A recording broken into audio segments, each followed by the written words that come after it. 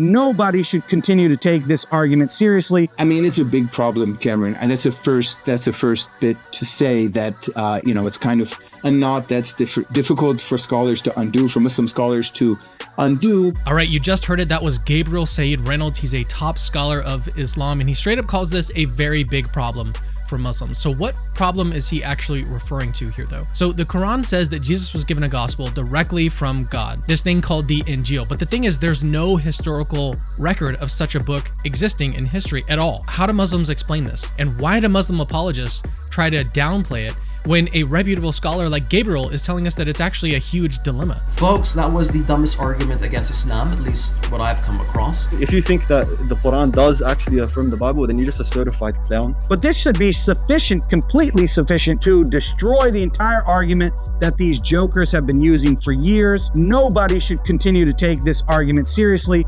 either from the Muslim or Christian side. In this interview, we're diving deep into the Islamic dilemma. I asked Gabriel about how the Quran actually describes the gospel, why Muslim scholars have been wrestling with this for centuries, and then what it all means for Christians. How do Muslim scholars actually interpret what the INJEEL is? I mean, it's a big problem, Cameron, and that's the first bit to say. So do you think that Muhammad actually strawman the Christians in his area? Yeah, I mean, I wouldn't want to go on record of speaking of Muhammad personally strawmanning Christians. No. Which one of these two books has a better chance of actually being corrupted? You mean between Qur'an and Gospel Bible? Yes, the New Testament. Okay, I know you don't want me to do this, but I mean, I would just take a step back, campaign. And if that wasn't enough, we even got into whether there were different versions of the Quran floating around. You probably heard the claim that the Quran has been perfectly preserved, but is that actually true? Can I just ask a quick clarifying question? There were different people with different versions of the Quran, is that what you're saying? Yes. Okay. So if you're new here, I'm Cameron Bertuzzi. This is Capturing Christianity. We dive deep into tough theological issues, especially between Christianity and other worldviews. If you're into that sort of thing, then hit the subscribe button and turn on notifications so you don't miss any of our content. And if you want to support what we're doing, help us keep producing this kind of deep, thoughtful content, check out our Patreon. We've got some really cool perks there for supporters, and it really does help us continue creating these very important intellectual resources for you guys. Links to that are in the description of this video. All right, so in this interview, I sat down with Gabriel Said Reynolds, who's been studying Islam for years, and we get into the INJEEL, this gospel that the Quran says was given to Jesus, why it's such a massive problem for Muslims. The Quran says that Christians are supposed to follow it, but what exactly were they supposed to follow? Do we even know? Was this gospel lost? Was it corrupted? And why in the world doesn't the INJEEL show up in history? We also touch on big topics like the corruption of the scriptures and the historical reliability of the Quran versus the Bible. And if you're a Christian, please listen up and watch this entire interview from front to back. You gotta listen to the whole thing. There's so many good nuggets in this one. All right, let's get into the interview. The first thing I'd like to ask you about, actually, Gabriel, is tell me about you. Tell me about your background, and like, you look like a relatively fit guy. Like, like, where are you from? What's your story? My story. It's not that exciting. Actually, it's kind of a boring story. I grew up in the suburbs in Connecticut, New England. I have a little bit of Arab blood in me. So my middle name, Saeed, was my grandfather's name. So on my mother's side, there's some origins from Syria. But, we grew up not knowing any Arabic, not knowing really anything about Islam, or really not much about Christianity for what it's worth. And then I went to college in New York City. And, everyone had some cool thing about them. So I figured, well, let me try to study Arabic, my grandfather's language. Began studying Arabic, started traveling to the Middle East, and, thought, wow, Islam is like this major thing, is really intense. And so went on to graduate school in Islamic studies. Fit. I don't know if I'm fit. I'm a soccer referee. Okay. So that keeps me running a little bit. And, also kind of builds up a certain tolerance to abuse from the fans and the parents and the coaches. Let me start with my first question on the topic today. We're talking about the INJEEL and the gospel as it's mentioned in the Quran. So what are the sort of main verses, the key passages that we need to know about in the Quran that speaks about the gospel or the INJEEL? The word INJEEL, first of all, probably comes, in fact, almost certainly comes from the Greek word euangelion, which is used in the New Testament, both in the Gospels and in other, books in Paul's letters, etc., for the gospel. It may pass through another language, another Christian language, maybe Ethiopic, but nevertheless, it's probably a non-Arabic word. It appears 12 times in the Qur'an. Perhaps all 12 of those occurrences can be dated to the second half of Muhammad's career. So he was in Mecca from 610 to 622, and then in the city of Medina from 622 to 632. So they would all be called kind of Medinan verses. Even the one in Surah 7, which is thought to be a Meccan surah, this verse would be seen as a Medinan insertion by many scholars.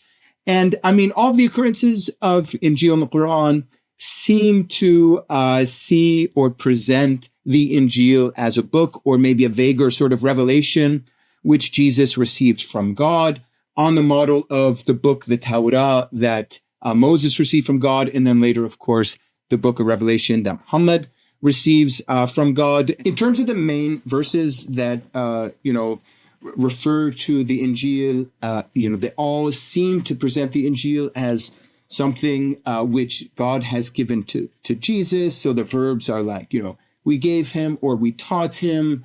Quran 3:3 is kind of a classic one. That's the surah is known as Al-Imran, which is, literally means the family of Imran, which has its own story connected to Mary and ultimately to Jesus. But Quran 3:3, has God, has the Quran say about God, even though Muslims would still say it's God speaking, he sent down to you being Muhammad, the book, which confirms the things that came before, as he sent down Anzala, the Torah and the Injeel. So you can see they're very clearly kind of the model that the Quran has, that they're basically these three books. I mean, there's references to the Psalms elsewhere, but basically these three books, they're all given by God to the prophet, right? The Torah in Arabic, which is Torah, by God to Moses, the Injeel or the Gospel by God to Jesus, and then the Quran, of course, by God to Muhammad.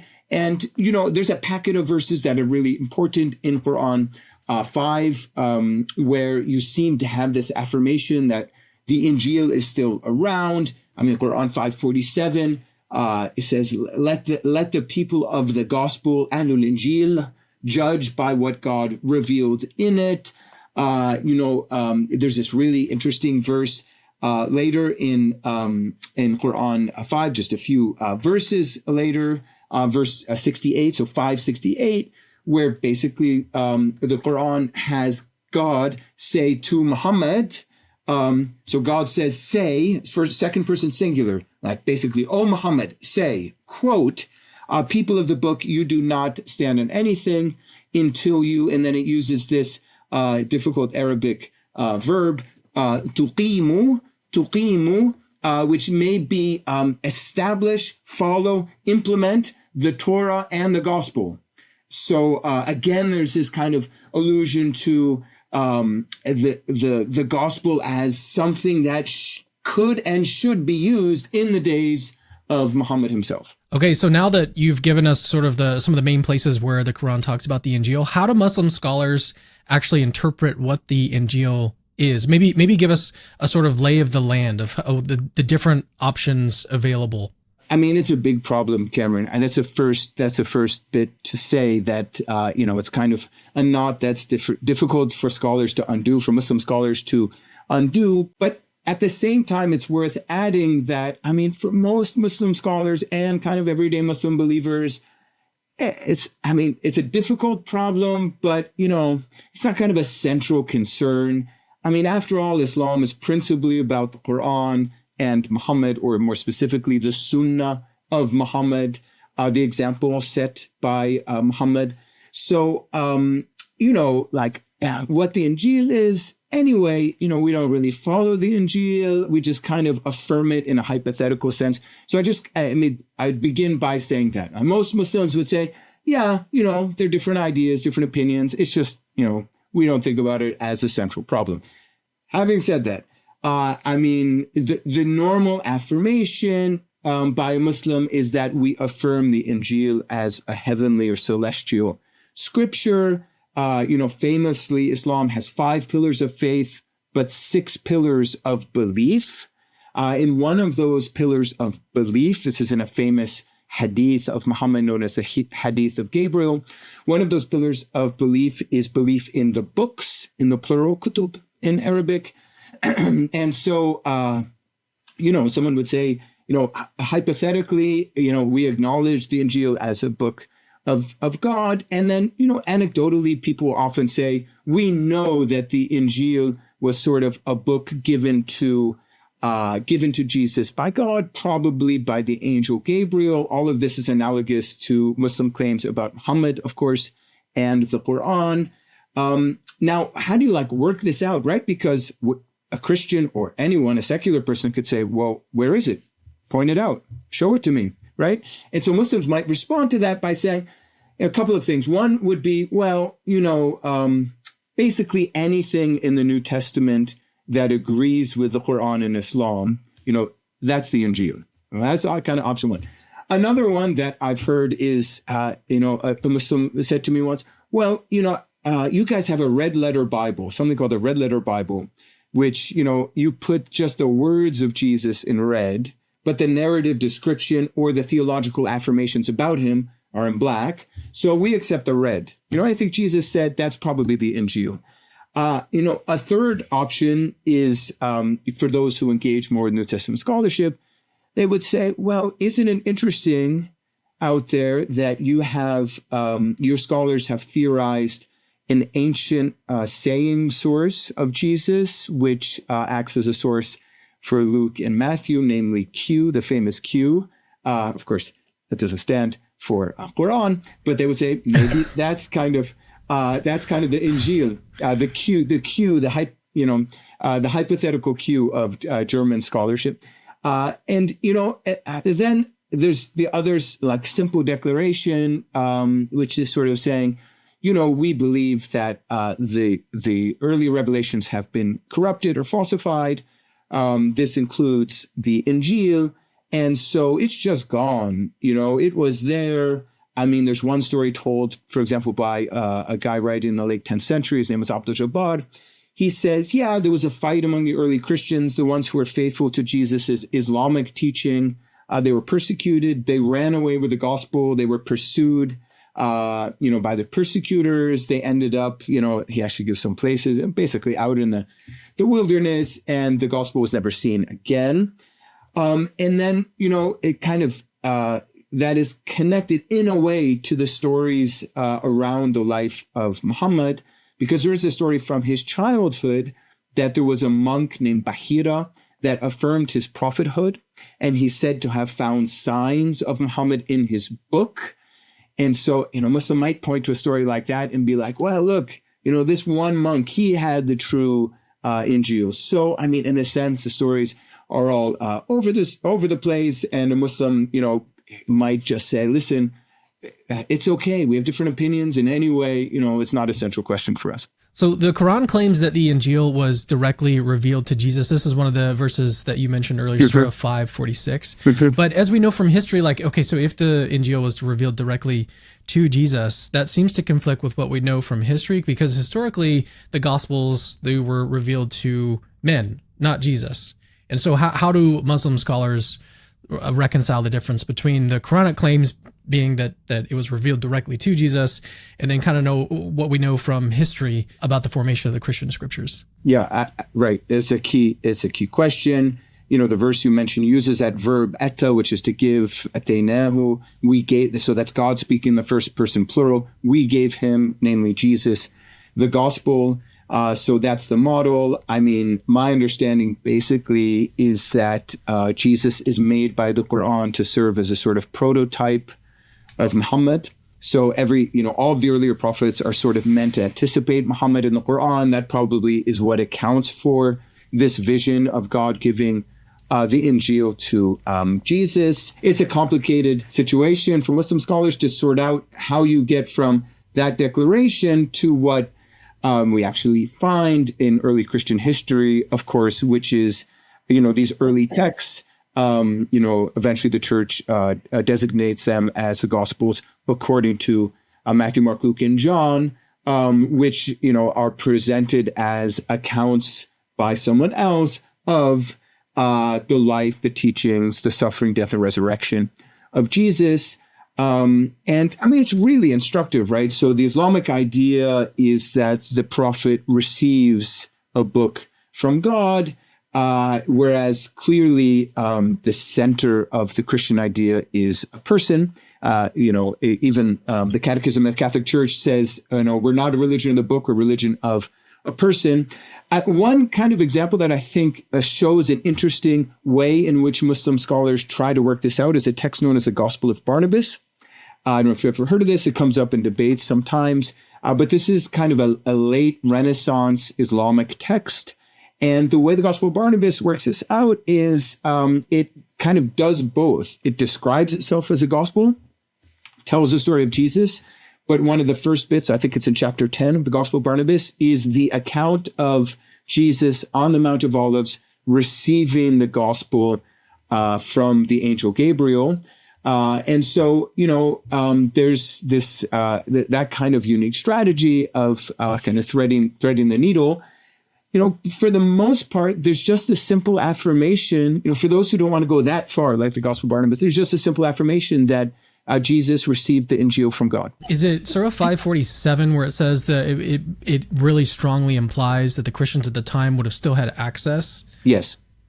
So yes. then, 547 says, "Let the people of the gospel rule according to what God has revealed in it." So it implies not only that they have access, but I mean that the verb there, yahkum, is interesting because it implies like make decisions, make practical decisions on the basis of the gospel, which suggests that it could be a resource for thinking about personal or social kind of policies or, Yeah.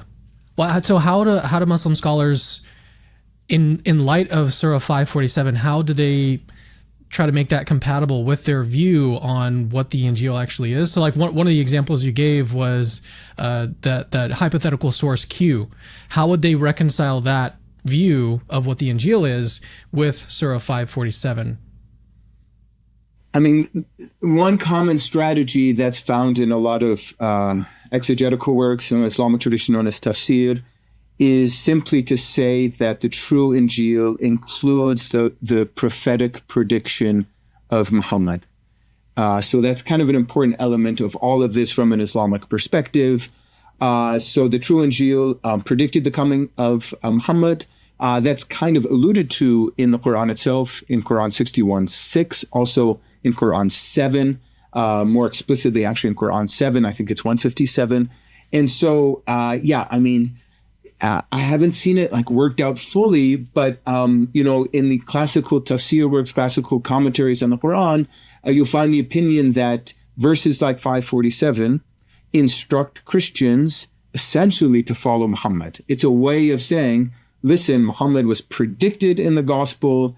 And so when the Qur'an exhorts Christians to rule according to the gospel, it means basically ruling according to the Qur'an, according to Muhammad's teaching.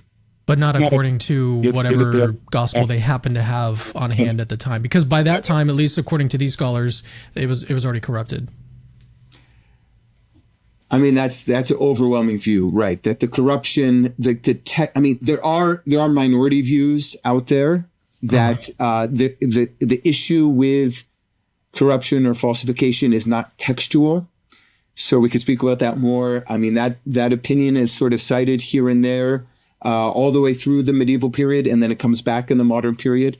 But the standard account is that the true INJEEL was textually corrupted or completely lost, and something was written in its place. Mm-hmm. That would have happened before Muhammad's day, before the early 7th century. I was just going to ask, so what do we mean exactly by corruption? Because it could mean a whole lot of things. It could mean that scribes were inserting things, they changed things over time. It could mean that we lost things. It could mean, one of the things that actually really impressed me about the book that you wrote, was it an introduction to the Qur'an? I think, is that the title of your book? I've listened to it a couple times. I can't remember the... Yeah, there's one, The Emergence of Islam, but there's also some audio lectures that I've given that are available as audiobooks. That's the one. But one of the stories that you're telling there, because you're sort of going through the historical context of the Quran, how it came about, and one of the stories that you tell is that at one point in the history there was a lot of debates over which Quran, because there was a bunch of different versions, and there was a big debate over which one was the correct one. And then who was it that actually took all of the Qurans and then burned them all and then made one?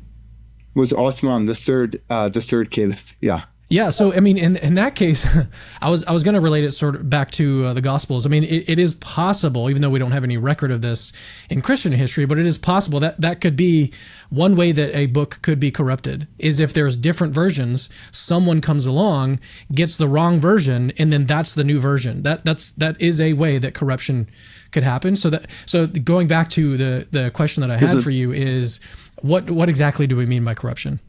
Okay, terrific question. And I don't know if you get a terrific answer because it's really difficult. The Quran says all sorts of things in regard to the faithfulness or the infidelity of Jews and Christians with God's word. It's pretty difficult to kind of work through, to muddle through and sort out what is the Quran's teaching. You know, the standard word, what became kind of the key word on this question in later Islamic tradition is tahrif. So in English letters, it would be something like tahrif. That noun does not appear in the Quran, but it's basically just a form, a nominal form that reflects a verb that does appear in the Quran. I don't want to get too technical, but the Quran, a couple of places, it seems to be only the Jews of tahrif. Now, so the problem is, what is this word? People translate it as corruption or script falsification. But if you actually look at the phrase, the verb is used in this larger Arabic phrase, which is yuharifuna kalima an mawadi'ihi in Arabic. There's not just to kind of a flex there, but I mean, just to kind of explain what's going on here, it means something like they change the words from their places. And, even Muslim scholars and grammarians, they kind of struggle to see what that means. My understanding of the phrase, in part because of other language the Quran uses about, especially the Jews, but also the Christians in divine revelation, is that it basically means that the people themselves are unfaithful transmitters or interpreters of revelation. It does not mean that the text itself is corrupt or falsified. Some of the other language that's used in the Quran, famously, I think it's in Al-Baqarah, Quran 2, it says, "Cursed be those who write the book with their own hands and then say, this is from God." So what's going on there? There, the accusation seems to be that, and again, if you look at the context, it's probably against the Jews, that these folks, according to the Quran, they're writing things that are not God's word, and they're saying that it is God's word. But that's different from actually changing the words of the Bible. Anyway, I don't want to get too much into the weeds because, there's lots of stuff going on. The problem is, is the Quran itself speaking about textual falsification? I don't think so. But the way things develop, because, Muslims and Christians are fighting about these kinds of things in the centuries that follow the rise of Islam. They're going back and forth. So views become hardened. A criticism of the Quran transform into sort of polemical tropes, themes that are, that are themselves become more severe or hardened. And so eventually, by the time you have this whole body of literature called Response to the Christians in Arabic, it's clear, people like Ibn Taymiyyah, just to throw out a really famous name from the medieval period, they're positive that, the Christians have textually corrupted the word of God. Therefore, the common opinion, even today, 2024, when we're recording, by Muslim teachers is, listen, do not read the Bible for any sort of spiritual, ethical edification or guidance. You should only read it when you're seeking to make arguments against Christianity or Judaism.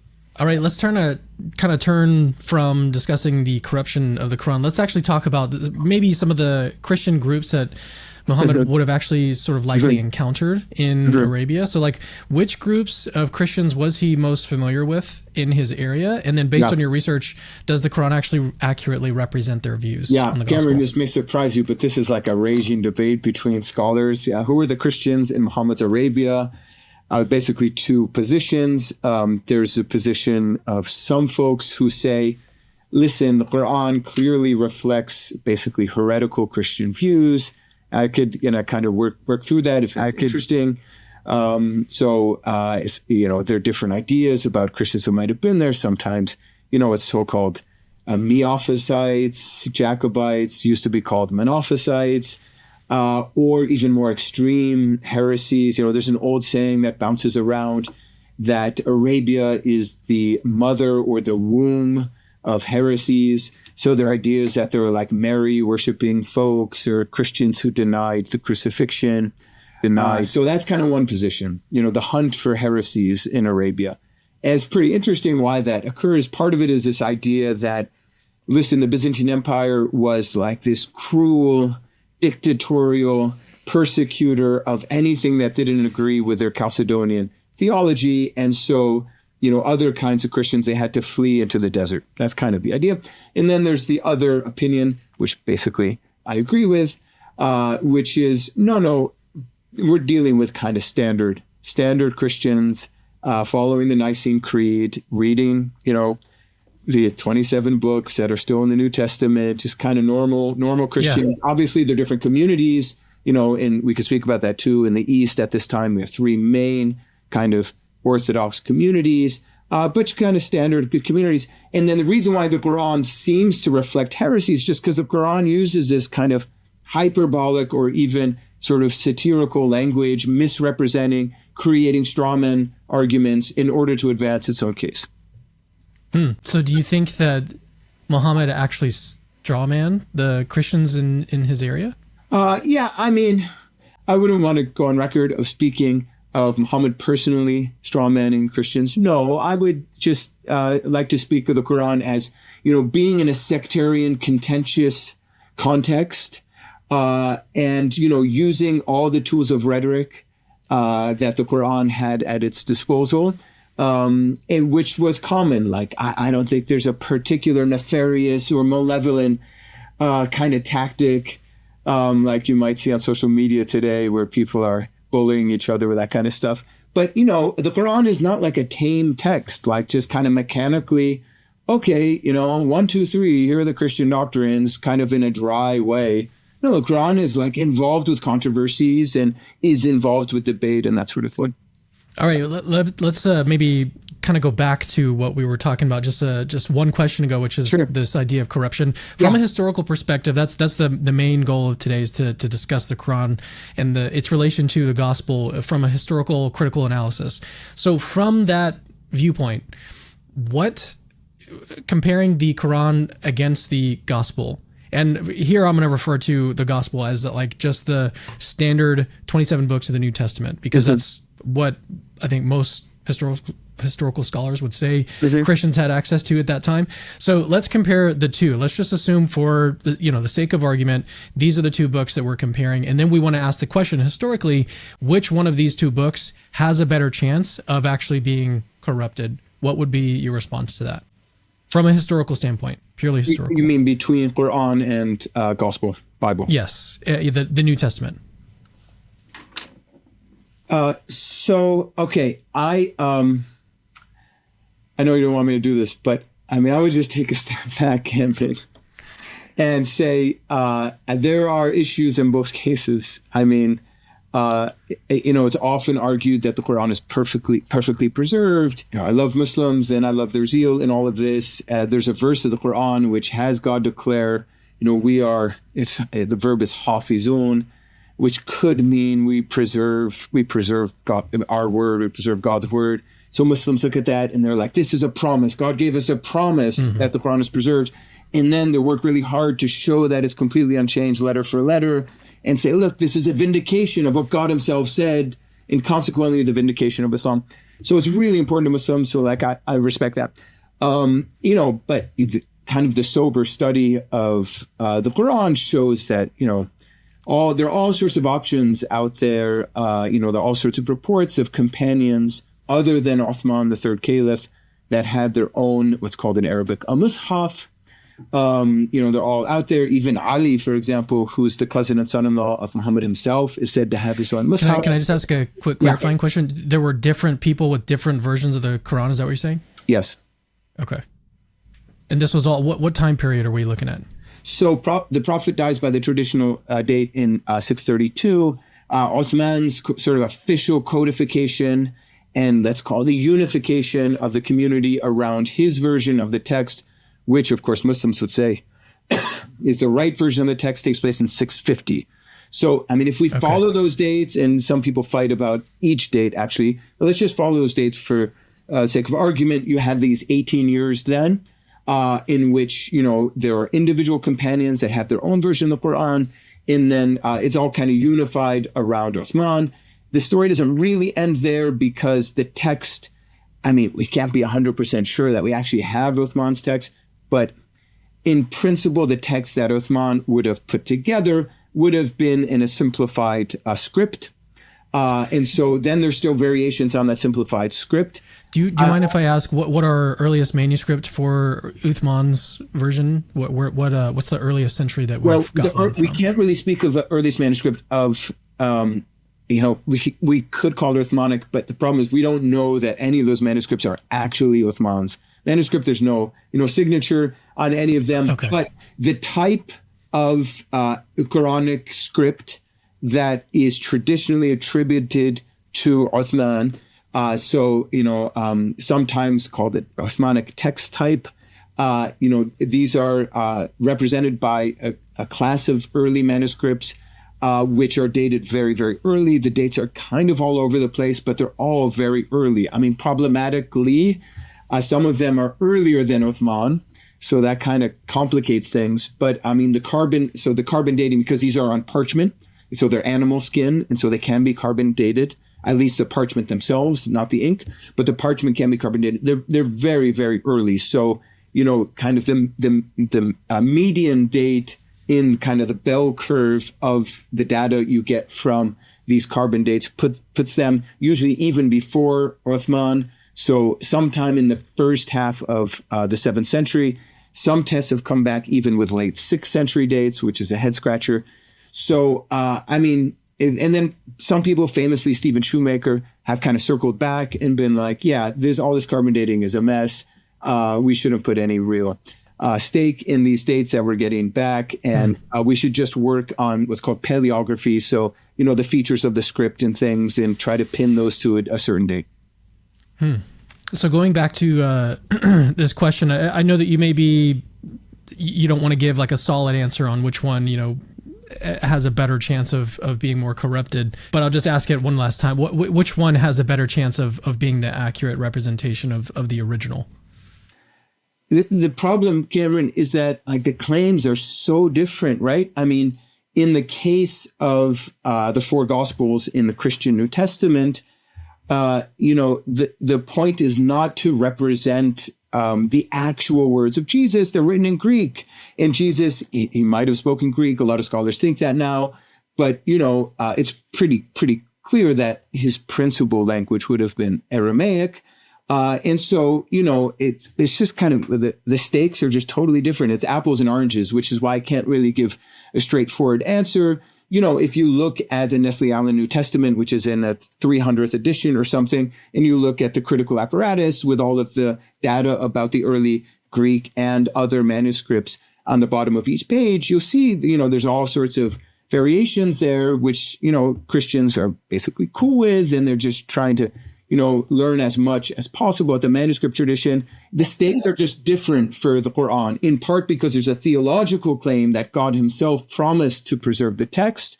And secondly, because the whole vision is that the Qur'an itself is God's very words. God spoke in Arabic, maybe, that's kind of a difficult question, but at least Muhammad spoke in Arabic. And so, we need to preserve exactly what Muhammad said, word for word, letter for letter. I gotcha. So there's a different emphasis. I mean, I still think, I guess, Christians would have a very big motivation to record it exactly as they received it as well. Maybe there's a bit of a difference there. But let's Cameron, just to push back, although I'm not a specialist on the New Testament, I mean, there are scholars out there, and there's kind of been a push back against people like, more revisionist historical Jesus scholars, even folks in the foreign criticism world, like Boltmann and all these German guys. So there are people who say, we have traces of eyewitness accounts, and therefore we can be more confident that this is the content of what Jesus said. But I mean, if they wanted to, they obviously never had the ambition of saying exactly what Jesus said because they wrote in Greek. Their ambition was to communicate the gospel in the language that would be the most effective instrument or medium of communicating what they saw as the saving message of Jesus. I mean, that was the point. So the whole game was different. It was like they were playing, soccer, and, the early Muslims were just playing basketball or a different sport. So I don't know. That's my position. All right, let's talk about the Gospels. You mentioned those, and let's dig into those a little bit. So, as we know, there was a lot of debates in early Christianity about which books of the New Testament should be included in the New Testament canon. But what's interesting is that there was never a debate talking about the INJEEL. There was never a debate over whether or not there was this gospel that was written directly by Jesus. We never see that in any of the canon debates. Right. So, doesn't this absence though of a debate on this on a gospel like that, doesn't that challenge the Quran's claim that the INJEEL was a divine book given directly to Jesus? So, I think it's that question, needs to be addressed by Muslims who want to take the standard position on the INJEEL as a book like the Qur'an after it and like the Torah before it, from an Islamic perspective. I think, serious Muslims need to be attentive to history as a resource for their theology, and they should look at the data around the early church and see. Basically, I agree with you, Cameron. When we look at the early church, we do not find this idea that either Jesus himself wrote a gospel and sought to disseminate it, or commanded his followers to disseminate it, or his early followers said that he received a gospel from God. Even in the so-called apocryphal gospels, there's a bunch of them. None of them are actually gospels. They're mostly just collections of sayings, like the Gospel of Thomas or whatever. That idea is just not there. It's not common. So I think that's a good point, and I think Muslims should take that seriously. Doesn't mean that they don't have theological options for working through that. But, just there are other things from science or whatever that you have to take seriously, external to your tradition when you're thinking theologically. I think Muslims should be attentive to that. The first real claim that I see, probably someone will correct me in the comments, but, the Gospel of Barnabas, which is probably written around 1600, so late Renaissance, it gives this account of Jesus receiving a book from the angel Gabriel. In the early church, it's just not there. So when it comes to the gospel, the earliest, I think, depiction of the gospel that we have in the New Testament comes from 1 Corinthians 15. And there's this special, very famous creed in 1 Corinthians 15, starting in verse 3. And Paul says here, and I'll just quote it, it says, "For I delivered to you as of first importance what I also received." And so this is something that he received later on, but this is talking about this creed that existed previously to Paul. So this is a pre-Pauline creed that some scholars date back to within months of the resurrection. Some scholars date it later, but this is nevertheless a very early creed. So first of all, it seems like this, if there was a gospel that was written by Jesus or revealed to Jesus, it would be something that was also revealed to Paul, because Paul dates really back really early. And especially given that this is pre-Pauline, this dates really back, this dates really soon after Jesus. This seems like it would be a more reliable depiction of what the gospel actually meant. And then when we actually look at 1 Corinthians 15, what it says, let me read it out. So I'll just start back over at verse 3. "For I delivered to you as of first importance what I also received, that Christ died for our sins in accordance with the scriptures." So notice what's happening here. He's talking about events. He's talking about something that happened to a person. This kind of goes back to something that you were saying earlier, that in Christianity, the gospel is really about a person. Even in the Catechism of the Catholic Church, that's what it's really referencing. And I think what this also highlights is that it's not just about people or a book. It's about things that actually happened in history. Right. That's what the gospel is for Christians. And I think that's what this very early pre-Pauline creed indicates. And so let me just continue here, because if you've never heard this, you got to know know about this. So verse 4, that he was buried, again, another event, that he was raised on the third day in accordance with the scriptures, another event, and that he appeared to Cephas. All of these are events that are happening. This person did these things. And then he appeared to Cephas, then to the 12. Then he appeared to more than 500 brothers at one time, most of whom are still alive, though some have fallen asleep.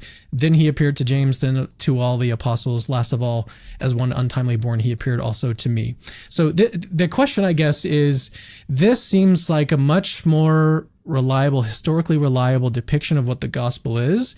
And it seems to be inconsistent with the different alternatives, the different options that you spelled out toward the beginning of the interview that Muslims could take advantage of or could try to use as a sort of interpretation or definition of what the INJEEL is in the Qur'an. What are your thoughts on all of this? It seems like there's an inconsistency here, and I don't personally know how to reconcile this. Right. So, I mean, I don't really want to do the work for Muslims that is properly an Islamic work, which is sorting things out theologically, or sort of declare that, Muslims have no options left, because there are always options for theology. We speak more about that. But I mean, there is an element that might inform Muslim thinking about this, which is this notion that, the stories of the prophets, with the exception of the triumphant and glorious story of Muhammad, they're basically sad stories. So the sort of the repeating theme in the Quranic presentation of pre-Muhammadan prophets is that the people around them rejected them, and in some cases sort of thoughtfully and almost conspiratorially acted against them. And so, I mean, get this in this presentation of Noah in the Quran, prophets that don't appear in the Bible, like Hud and Saleh. It's only a small kind of band that stick with the prophet. Everyone else conspires against him. So, I mean, that's kind of the take most Muslims have. There are these reports known as akhbar about what happened after Jesus was taken to heaven. Of course, remembering the Islamic teaching, the standard Islamic teaching, Jesus was not crucified, but he was taken directly to heaven, body and soul, never died. So, those reports around that event would say, the followers of Jesus kind of divided into three groups, and the bad guys, the one who deified him, they kind of took over, and the true followers were lost.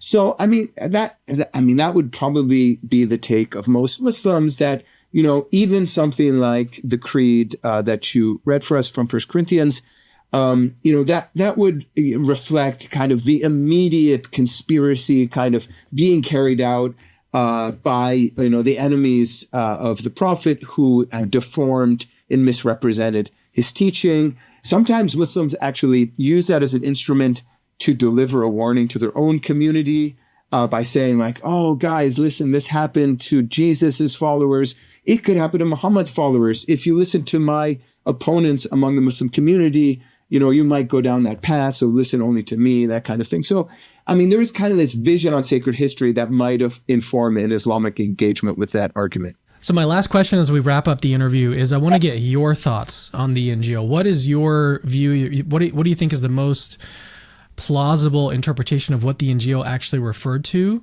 in the Quran? And then what are the implications of your view? Great. Terrific. So the first point, which is really important, is that we actually have very little data in the Quran of what Jesus said or did. I mean, really little. We just have a handful of verses. It's just really important to note that, right? So, basically everything in the New Testament is not in the Quran. All of the sayings of Jesus, the Beatitudes, the bread of life discourse, all of the Johannine discourses, all of the accounts of his deeds and sayings in Galilee or the Decapolis or Jerusalem or, Samaria, Jericho. I mean, it's all just not there. All of the characters, basically, of the New Testament, the exception, of Zechariah, John, and Mary, they're all gone. We just have this vague reference to Hawariyun, which apparently means apostles. So, I mean, that the Quran just either doesn't know or is not interested in the data around Jesus' life that we find in the Gospels. So, I mean, that basically leaves us with this simple affirmation that the Qur'an is really interested in making arguments for Muhammad. So, in a sense, all of the prophets before Muhammad in the Qur'an, sort of chronologically before, from Noah all the way up to Jesus, they're all meant to sort of inculcate in the Qur'an's audience the argument that, listen, earlier prophets came, they all anticipated Muhammad. They said the sort of things Muhammad is saying right now. You have a chance to make a better decision than those who rejected the earlier prophets by accepting Muhammad. So, ultimately the Quran and Islam is not about Jesus. It's about Muhammad. So what is your view on the Injeel? What do you think? I guess it's my way of saying that the Quran itself doesn't give us content of the Injeel. Now, there are actually terms of phrase from the New Testament, like, the camel in the eye of the needle, that's in Quran 7, but it's not connected to Jesus. The mustard seed is in there, not connected to Jesus. So you can find kind of traces of gospel language, but none of it's connected to Jesus. So the Injeel is sort of a book that has a theological role, but doesn't have content in the Quran. So yeah. I mean, that's what we have. We don't have, enough information in the Quran to say or attempt to reconstruct what Muhammad or the early Muslims thought was in the true Injeel.